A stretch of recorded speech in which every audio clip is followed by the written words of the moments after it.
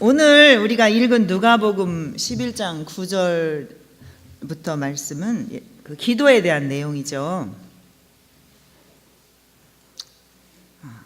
자, 예수님께서 이 땅에 계시는 동안에 그 기도의 본을 보여주셨습니다. 자, 먼저 예수님은요, 새벽에 기도하셨죠. 마가복음 1장 35절에 보면 새벽 아직 밝기 전에 예수께서 일어나 나가 한적한 곳에 가서 거기서 기도하시더니 이렇게 말씀하셨습니다. 주님이 얼마나 바쁘시고 피곤하셨어요? 그럼에도 불구하고 늘 새벽에 기도하신 것을 볼 수 있습니다. 또 예수님은 산에서 밤새도록 기도하신 걸 볼 수가 있어요.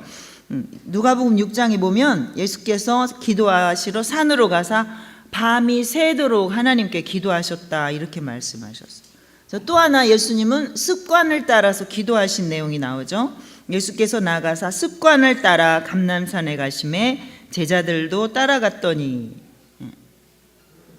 예수님은 습관을 따라서 늘 습관적으로 기도하신 것을 볼 수가 있죠. 이게 무슨 말이에요? 예수님께서 우리에게 기도의 본을 보여주시며 항상 이렇게 깨어서 기도할 수 있도록, 몸이 좀 피곤하든지 바쁘든지 힘들든지 상관없이 언제나 기도하신 것을 볼 수가 있습니다. 자, 우리가 하나님의 자녀가 이 땅에 승리하려면 반드시 이렇게 기도하는 사람이 되어야 하는 것을 보여주십니다. 기도 속에 축복과 승리의 비밀이 있습니다. 자, 성경은 우리 본문을 통해서 주님의 기도를 가르쳐 주시면서 기도 속에 있는 축복의 비밀을 말씀을 하고 있습니다. 자, 기도는요, 자기 인생의 길을 찾아갈 수 있게 하는 것을 우리가 알 수 있습니다. 오늘 9절을 한번 같이 읽어볼까요? 시작. 내가 또 너희에게 이르노니 구하라. 그러면 너희에게 주실 것이요. 찾으라. 그러면 찾아낼 것이요. 문을 두드리라. 그러면 너희에게 열릴 것이니 구하는 이마다 받을 것이요. 찾는 이는 찾아낼 것이요. 두드리는 이에게는 열릴 것이니라. 아멘. 모든 사람은 문제 속에서 살고 있습니다.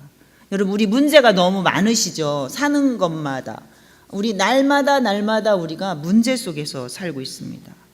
근데 문제는 있는데 해답이 없다는 것입니다. 우리가 문제 속에서 힘들 때 바로바로 해답을 찾기가 힘들어서 얼마나 힘들어요. 하는 일마다 안 되고, 하는 것마다 어렵고, 생각하는 것마다 잘 안 풀리고, 막 이런 일들이 얼마나 많아요. 그런데 그 해답의 길을 찾아가는 것이 바로 기도라는 것입니다. 우리의 해답을 갖고 계신 분은 오직 하나님 뿐이시기 때문에 그렇죠. 자, 오늘 말씀에 구하는 이마다 받을 것이요, 찾는 이는 찾아낼 것이요, 두드리는 이에게는 열릴 것이니라 이렇게 말씀하시죠. 자, 하나님은 우리에게 기도하면 우리의 삶의 문제와 그 문제의 길을, 삶의 문제의 길을, 해답을 주신다고 말씀을 하는 것입니다.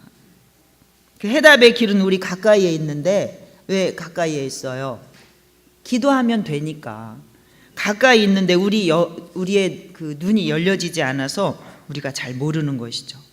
자, 그런데 기도하면 어때요? 기도하면 눈이 열려서 그 길을 찾을 수 있게 되는 것입니다. 또 11절부터 13절에 보면 기도할 때 하나님께서 가장 좋으신 것을 주시는데 뭘 주신다는 거예요? 우리에게 성령을 주신다라는 거예요.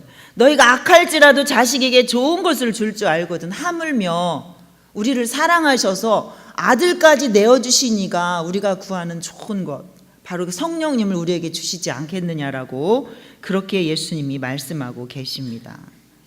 우리에게 하나님은 기도할 때 성령을 주셔서 이 땅에서 우리가 하는 일에 승리하게 하시는 것입니다.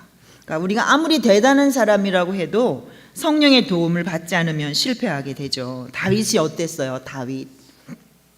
다윗은 주님이 내 마음에 합한 자다라고 다윗은 그렇게 하나님께 인정받은 사람이었지만 그가 기도하지 않고 깨어있지 못할 때에 자기의 부하의 아내를 범하는 그러한 엄청난 죄를 짓고 말았죠. 그거는 하나님 앞에서 넘어진 거예요. 하나님 앞에 범죄한 것입니다. 내가 내 몸이 죄를 지었지만 하나님 앞에 범죄. 우리가 잘못할 때에 우리가 다른 사람에게 잘못할 때, 우리가 어떠한 문제를 저지를 때, 어떤 죄를 행할 때 그거는 하나님께 죄를 짓는 것이기 때문에 그렇습니다.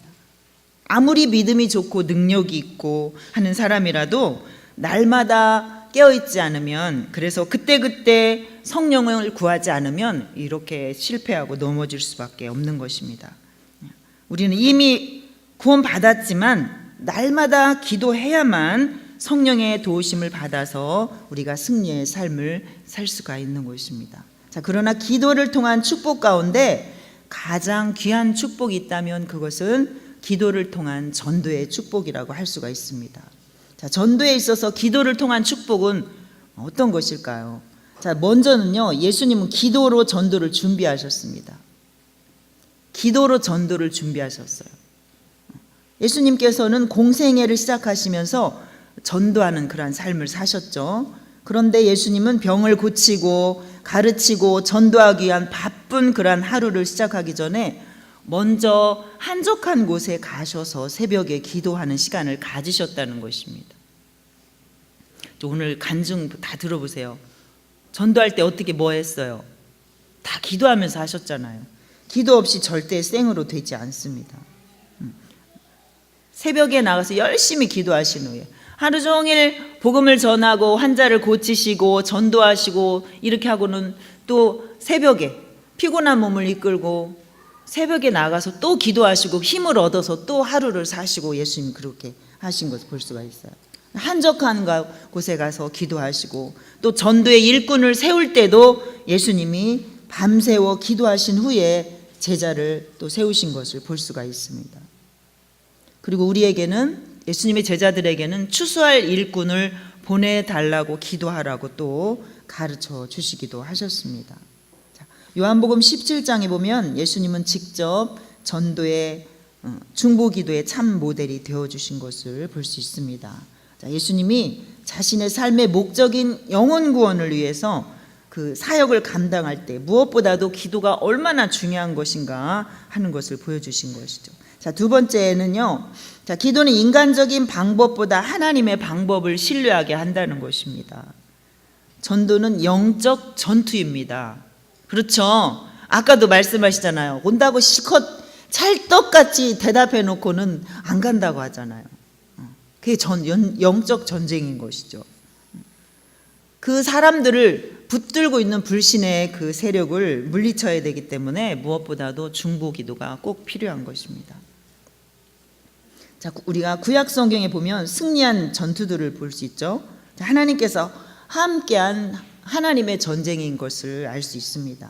300명의 기드온 군사가 수십만의 미디안 사람들을 어떻게 물리칠 수 있었어요?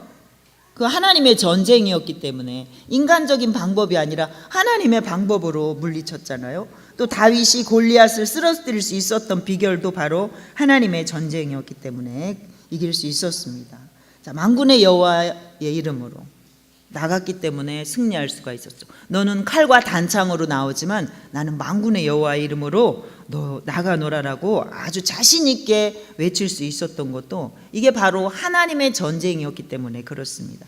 자, 여리고성은 어떻게 무너뜨렸어요? 여리고성이 무너뜨려진 것도 또 연합군에 맞서서 찬양단을 앞세우고 승리할 수 있었던 여호사밧의 승리도 마찬가지로 하나님의 전쟁이었기 때문에 승리할 수가 있었습니다.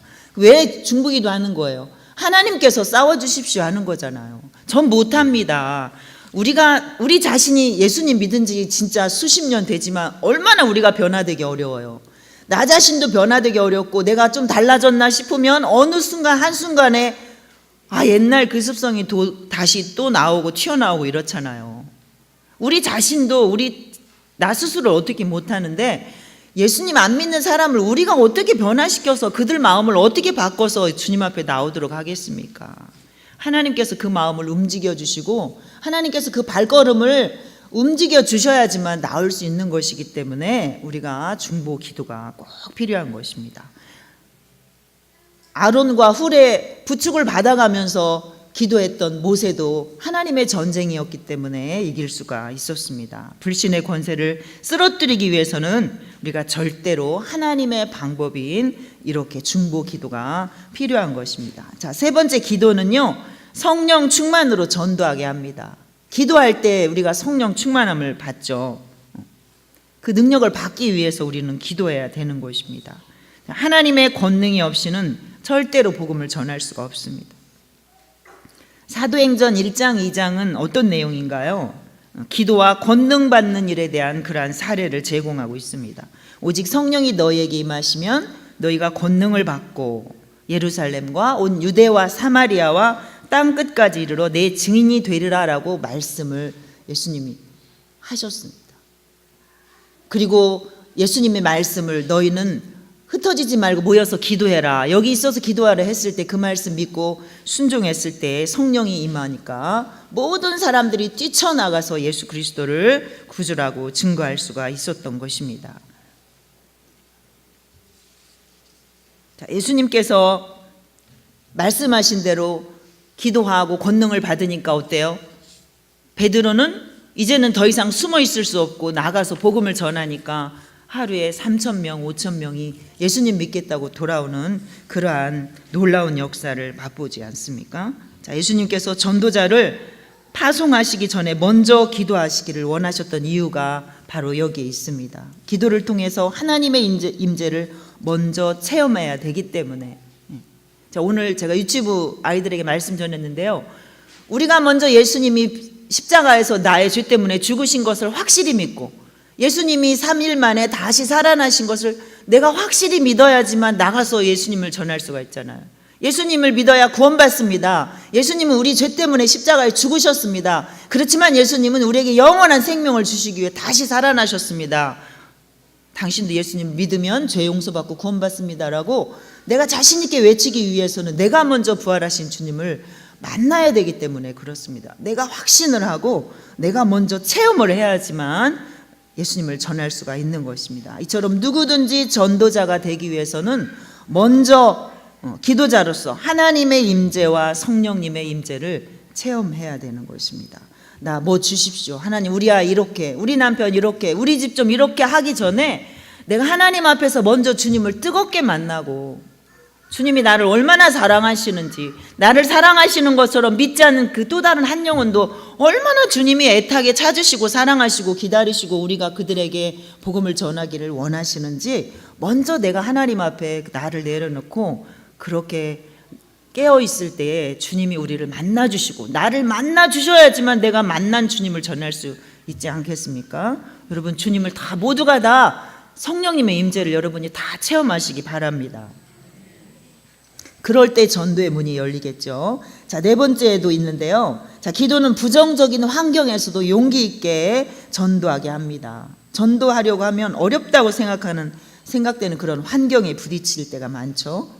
가정이나 직장이나 어디서든지 그런 핑계 댈 만한 이유가 다 있습니다. 초대교회 당시 핍박에도 불구하고 기도하며 그렇게 성령을 받았을 때 그들에게 담대히 복음이 주어졌습니다. 담대하게 나가서 복음을 전할 수 있도록 용기가 생기는 것이죠. 기도하면요, 하나님 힘을 주시잖아요. 기도할 때에 나는 도저히 못해. 우리 이번에 터치 전도 하는데 우리 최강인 집사님 오셨나요? 안 보이 위에 계시네요. 한 번도 그 전에 누구를 모르는 사람에게 예수 믿으라고 하신 적이 없다고 말씀하셔요. 터지전도 시작하기 전에 우리 익산에 가서 교육을 받고 왔는데 내가 한 번도 말한 적이 없는데 누구를 만나서 이렇게 했다는 거예요. 제가 놀랐어요. 지금까지 어떻게 한 번도 예수 믿으라고 안 하셨을까 하는 거에 놀랬고, 이제 할 수 있는 용기가 생겼다는데 놀랐어요. 그런데 이번 터치전도 하는데 얼마나 열심히 정말 열정적으로 하시는지 다시 한번 놀랐어요. 하나님이 힘을 주시니까 용기가 생기니까 하시는 거예요. 너무나 진짜 열심히 하시잖아요. 자, 하나님이 우리에게 주시는 것은 두려워하는 마음이 아니고 오직 능력과 사랑과 근신하는 마음이라 이렇게 디모데 후서에 말씀하십니다. 자, 버스나 전철을 타고 가다 보면 용기 있게 여기다 이렇게 뭐 예수 천당 불신조 이렇게 하고 다니는 분 계시잖아요. 진짜 저는 그분들 볼 때 아침에 며칠 전에 새벽 시장 갔더니 또 그렇게 하고 할아버지가 이렇게 지나가시더라고요. 진짜 대단하시다 이렇게 생각이 들어요. 우리 사람들이 자기 이익을 위해서도 얼마나 열심히 뛰어요. 근데 내 이익과 아무 상관도 없는 그렇게 복음을 전하는 일 때문에 그렇게 하는 분들 계시잖아요. 여러분들 그렇게 하고 싶지 않으신가요? 하고 싶으시죠, 다. 근데 용기가 안 나죠. 기도할 때에 하나님이 용기 주십니다. 자, 그리고 마지막으로요, 기도는 전도 대상자의 필요를 우리가 알게 합니다. 사도행전 3장에 보면 누가 나와요? 미문에 안진뱅이 나오죠. 날마다 성전 미문에 앉아있는 안진뱅이. 성전에 들어가는 사람에게 늘 구걸하던 그런 안진뱅이가 있었습니다. 어느 날 베드로와 요한이 지나갈 때, 성전으로 기도 시간에 들어가려고 할 때 구걸을 하죠. 구걸을 해요. 근데 그 사람은 날마다 앉아 있었대요. 날마다 성전 문 앞에, 날마다 성전 문 앞에 한 끼에 먹을 것을 해결하기 위해서 가장 좋은 자리, 정말 좋은 자리잖아요. 성전 입구, 아무도 거절할 수 없는 그러한 자리, 자기의 지혜를 총동원해서 아주 명당 자리에 날마다 성실하게 하루도 빠짐없이 그렇게 앉아서 드나드는 사람을 만났습니다. 근데 그의 지혜와 근면도 그를 근본적인 문제에서 변화시키지 못했습니다. 날마다 그 사람을 그 자리에 데려다주는 그러한 훌륭한 사람, 봉사자들이 있었을 것입니다. 그런데 날마다 그 사람을 날마다 그 자리에 데려다 주려면 얼마나 힘이 들겠어요. 그런데도 그걸 싫다 않고 날마다 데려다 준 사람이 있었단 말이에요. 그런데도 그 사람의 근본적인 문제를 해결해 주지는 못했습니다. 성전에 드나드는 사람도 그에게 날마다 한 푼씩 두 푼씩 도와줬겠죠. 그래도 그의 근본적인 문제는 아무 도움을 받을 수가 없었습니다. 그의 문제를 해결해 준 사람들이 누구예요? 누구예요? 요한과 베드로잖아요. 내게 가진 것은 없지만 내가 가지고 있는 나사렛 예수 그리스도의 이름으로 너에게 주니까 일어나 걸어라 라고 하나님의 말씀, 예수 그리스도의 복음을 딱 전해주니까, 예수 그리스도를 전해주니까 그거 일어나서 걷고 뛰며 하나님을 찬미하고, 걷고 뛰는데 먹을 것 구걸할 필요가 없게 되었잖아요. 문제의 해결은 바로 예수 그리스도라는 것을 알게 해준 거죠. 우리가 기도할 때에 우리가 전도하고자 하는 예비신자의 문제가 어떤 것인가를 하나님께서 우리에게 알게 해주실 것입니다. 자, 우리는 지금 이 시대에 진정한 필요를 채워주는 일꾼이 될 수 있어야 합니다. 문제를 안고 사는 많은 사람들에게 필요한 것은 어떤 돈이나 격려나 상담이나 실제적인 것이 아니라 바로 예수 그리스도이십니다. 우리는 그들에게 복음의 주인이신 예수님을 전해주고 그 이름을 우리가 증거할 수 있어야 됩니다. 우리가 드리는 기도가 이 시대에 정말 지치고 혼미한 영혼들에게 정말 필요한 것이 무엇인지를 깨닫게 합니다. 구체적으로 내가 전도할 대상에 긴급한 문제가 어떤 것이고 그들의 부족한 것이 무엇이고 한지를 올바로 바라볼 수 있도록 우리는 해야 되는 것이죠. 우리가 기도를 통해서 지혜로운 복음의 전도자가 되어야 됩니다. 자, 이제 터치 새벽 기도에 한 주 남았습니다. 한 주. 그리고 내일부터는 바톤 터치 릴레이 기도가 또 한 주간 또 시작이 됩니다. 우리의 한 영혼을 향한 그 사랑의 마음과 우리의 열정을 이 한 주간의 기도회에 모두 다 담아서 우리가 정말 주님의 마음을 먼저 움직이시고 주님께서 그들의 예비신자들의 마음을 다 움직여서 우리가 전도하는 사람들, 우리가 이름을 불러가면서 그 인쇄물 다 만들어줄 것입니다.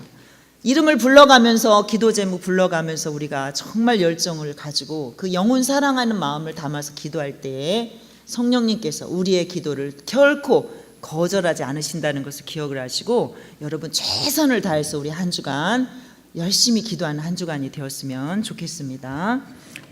다 같이 기도하겠습니다. 하나님